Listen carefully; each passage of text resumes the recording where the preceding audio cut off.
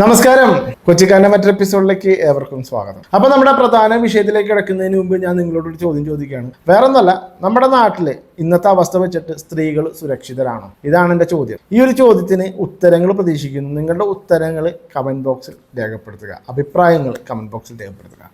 മാത്രമല്ല, നമ്മുടെ ചാനൽ കാണുന്ന നിരവധി പേരും സബ്സ്ക്രൈബ് ചെയ്യാതെയാണ് കണ്ടുകൊണ്ടിരിക്കുന്നത്. അപ്പോൾ എല്ലാവരും ചാനലൊക്കെ ഒന്ന് സബ്സ്ക്രൈബ് ചെയ്യുക, സപ്പോർട്ട് ചെയ്യുക. അപ്പോൾ നമ്മുടെ ഇന്നത്തെ പ്രധാന വിഷയം എന്ന് പറയുന്നത്, ഒരു അമ്മാവൻ ഒരു പെൺകുട്ടിയോട് കാണിച്ചിട്ടുള്ള കുൽസിത പ്രവൃത്തി. കുറച്ച് നാളുകളായിട്ട് നമ്മൾ ഈ ഒരു വിഷയം നമ്മൾ കാണുന്നുണ്ട്. പല സ്ഥലങ്ങളിലും പല സാഹചര്യങ്ങളിലും ഇത്തരം സംഭവങ്ങൾ നടക്കുന്നുണ്ട്. എന്നാൽ ഈ ഒരു അമ്മാവൻ വെള്ളയൊക്കെ ഇട്ട് വളരെ മാന്യനായിട്ട് ബസ്സിൽ കയറിയിട്ട് ഈ ഒരു പെൺകുട്ടിയോട് വളരെ അപമര്യാദയായിട്ട് പെരുമാറുന്നു. ഇത് കണ്ടു നിന്ന് ആ പെൺകുട്ടിയുടെ ചേച്ചി ഈ ഒരു അമ്മാവൻ്റെ കരണം നോക്കി പൊളിക്കുകയാണ്. ഇത് കണ്ടപ്പോൾ ആ പെൺകുട്ടിയോട് ബഹുമാനം തോന്നി. പേടിച്ച് പ്രതികരിക്കാതിരുന്നില്ലല്ലോ.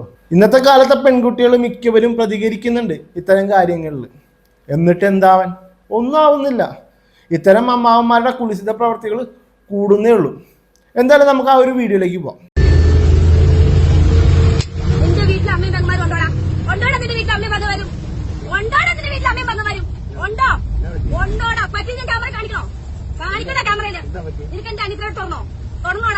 എല്ലാം കുപ്പായം വെള്ളം ഉടുപ്പിട്ടോണ്ട് വന്ന് ഇവിടെ കോപ്പരം കാണിക്കല്ലേ? കാണിക്കലടാ നീ.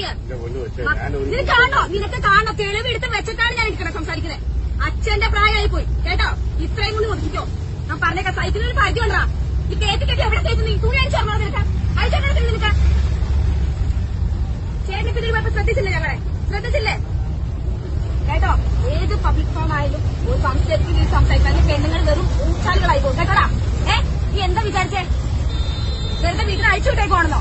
തന്റെ ഉണ്ടായിട്ടല്ലേ കഴിച്ചാലും പോണത്. വൈദ്യുതി പരിധിയുണ്ട്. കുറെ നേരെ കൈ മെറ്റയാണോ വെക്കാനായിട്ട്?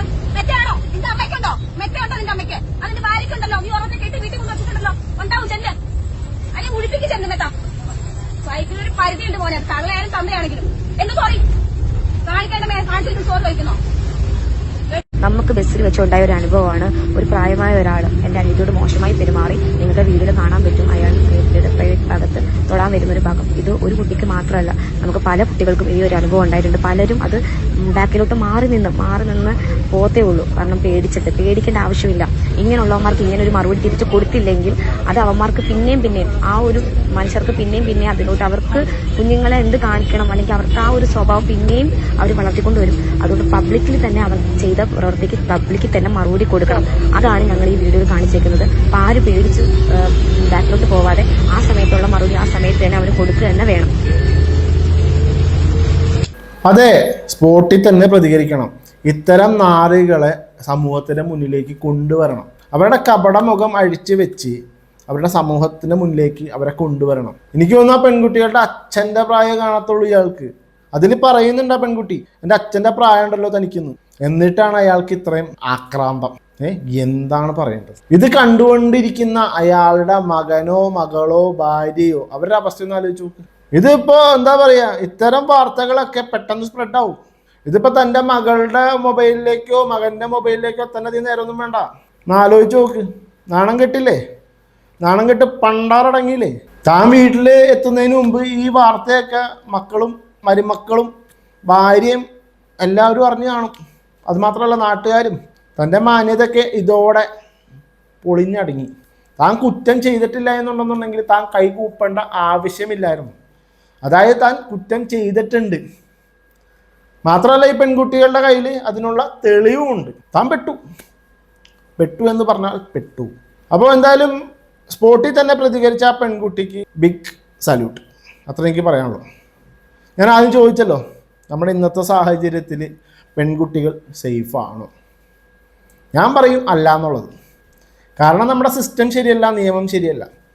കഴിഞ്ഞ ദിവസമാണ് നമ്മുടെ ഗോവിന്ദച്ചാമി, സൗമ്യ വധക്കേസിലെ പ്രതി ഗോവിന്ദച്ചാമി ജയിലിൽ ചാടിയത്. ആലോചിച്ച് നോക്കണം. കണ്ണൂർ ജയിൽ, അതിസുരക്ഷയുള്ള ഒരു ജയിൽ. ആ ജയിലാണ് ഈ നാറ് ചാടിയിട്ടുള്ളത്. ചാടിയ കഥയൊന്നും പറയണ്ട. അതൊക്കെ ആരുടെ ഒത്താശയോട് കൂടിയാണ് ചാടിയിട്ടുള്ളത് എന്നുള്ളത് ഇനി വരും ദിവസങ്ങളിൽ അറിയാം. ഈ നാറി സൗമ്യയെ കൊന്നിട്ട് കോടതി വധശിക്ഷയ്ക്ക് വിധിച്ചു. ഇവൻ ഹൈക്കോടതിയിൽ പോയി. ഹൈക്കോടതിയും ഈ ഒരു വധശിക്ഷ ശരിവെച്ചു. എന്നിട്ട് സുപ്രീം കോടതിയിൽ പോയി. ഒന്ന് ആലോചിക്കണം, സുപ്രീം കോടതി വരെ പോകണമെന്നുണ്ടെന്നുണ്ടെങ്കിൽ ഒരു സാധാരണക്കാരന് സുപ്രീം കോടതി വരെ പോകാനുള്ള വരുമാനം ഉണ്ടാകുമോ എന്നുള്ളത് എനിക്കറിയത്തില്ല. മാത്രമല്ല, ഇവന് വേണ്ടി ഹാജരായിട്ടുള്ള വക്കീൽ എന്ന് പറഞ്ഞു കഴിഞ്ഞാൽ ആളൂരായിരുന്നു. ഒരു സിറ്റിങ്ങിൽ ലക്ഷങ്ങൾ വാങ്ങുന്ന ഒരാളാണ് ഈ ആളൂര്. അപ്പം ഇവൻ്റെ പിന്നിലൊക്കെ ആരൊക്കെ ഉണ്ട് ഇല്ലേ? ഇവനൊക്കെ അന്നേ വധശിക്ഷ വിധിച്ചപ്പോൾ തന്നെ അത് നടപ്പാക്കണമായിരുന്നു. ഇവനിപ്പോൾ ജയിലിൽ ചാടിയിട്ട് ഇനി ആരൊക്കെ കൊല്ലുമായിരുന്നു? എത്ര സ്ത്രീകൾ ഇതേപോലെ തന്നെ മരണപ്പെടുമായിരുന്നു? അതാ ഞാൻ പറഞ്ഞു, നമ്മുടെ നാട്ടിലെ സിസ്റ്റം ശരിയല്ല. നിയമങ്ങളൊക്കെ പൊളിച്ചടക്കേണ്ട സമയം അതിക്രമിച്ചിരിക്കുകയാണ്. ഇവനെ ജയിലിൽ കൊണ്ടുപോകുമ്പോൾ ഇവൻ കാണിക്കുന്ന കുറച്ച് ആക്ഷൻസ് ഉണ്ട്, അത് നിങ്ങളുടെ മുന്നിലേക്ക് എത്തിക്കണം. ഒന്ന് കണ്ടു നോക്ക്. നിയമത്തെ പേടിയില്ലാത്തൊരു മലര്, അങ്ങനെ ഞാൻ പറയത്തുള്ളൂ. എന്തായാലും ആ ഒരു വീഡിയോ നിങ്ങളൊന്ന് കണ്ടു നോക്ക്. ഗോവിന്ദചാമി ജയിൽ ചാടിയതിനു ശേഷം പോലീസ് പിടിച്ചു കൊണ്ടുപോകുന്ന സമയത്ത് ഇവൻ ഈ കോപ്രായം കാണിക്കുന്നത് ഇവിടുത്തെ പൊതുജനത്തോടല്ല കേട്ടോ, ഇവിടുത്തെ നീതിന്യായ വ്യവസ്ഥയോടാണ്. ഈ ഒരു വീഡിയോ കണ്ടാൽ അറിയാം ഓരോ കുറ്റവാളികളും ഇവിടുത്തെ നിയമത്തെ എത്രത്തോളം ഭയക്കുന്നുണ്ടെന്ന്. ഇവനിലൂടെ ഓരോ ആളുകളും ഭയക്കുന്ന രീതിയിലായിരിക്കണം ഇവിടുത്തെ നിയമം. അല്ലാതെ നമ്മുടെ നികുതി പണം കൊണ്ട് പിന്നെയും തീറ്റിപ്പോറ്റാനാവരുത്. എൻ്റെ ഒരു അഭിപ്രായം പറയാം കേട്ടോ. ഇതാണ് അവസ്ഥ. ആർക്കും നിയമത്തെ പേടില്ല. ഇപ്പോൾ നേരത്തെ കണ്ട നമ്മളെ വീഡിയോ, ഇതേപോലുള്ള പ്രവർത്തികൾ നമ്മൾ ഇതിനു മുമ്പും നമ്മൾ കണ്ടിട്ടുണ്ട് ഇല്ലേ? ഇതിനൊക്കെതിരെ ഒരു വേണ്ട വിധത്തിലുള്ള നിയമങ്ങൾ നമ്മുടെ നാട്ടിൽ കൊണ്ടുവന്നു കഴിഞ്ഞാൽ ഇത്തരം പ്രവർത്തികൾ ഇനി നടക്കത്തില്ല. പക്ഷെ കൊണ്ടുവരത്തില്ല. അതുകൊണ്ട് നിയമങ്ങളൊക്കെ പൊളിച്ചടക്കേണ്ട സമയം കഴിഞ്ഞിരിക്കുകയാണ്, അതിക്രമിച്ചിരിക്കുകയാണ്. ഇനിയെങ്കിലും നമ്മുടെ നാട്ടിലെ സ്ത്രീകൾ മാത്രമല്ല, ഇപ്പം പുരുഷന്മാർക്ക് സത്യം പറഞ്ഞു കഴിഞ്ഞാൽ പുറത്തിറങ്ങണം എന്നുണ്ടെന്നുണ്ടെങ്കിൽ ഇരുമ്പിൻ്റെ ചെട്ടി വായിച്ചേണ്ട അവസ്ഥയാണ്. ഞാൻ കാര്യമായിട്ട് പറയാണ്. ഇതിനൊക്കെതിരെയുള്ള നിയമങ്ങൾ കടുപ്പിക്കുക, അത്രേ എനിക്ക് പറയാനുള്ളൂ. എന്താണ് നിങ്ങളുടെ അഭിപ്രായം എന്നുള്ളത് കമൻറ്റ് ബോക്സിൽ രേഖപ്പെടുത്തുക. അപ്പോൾ ഓക്കെ, ബൈ.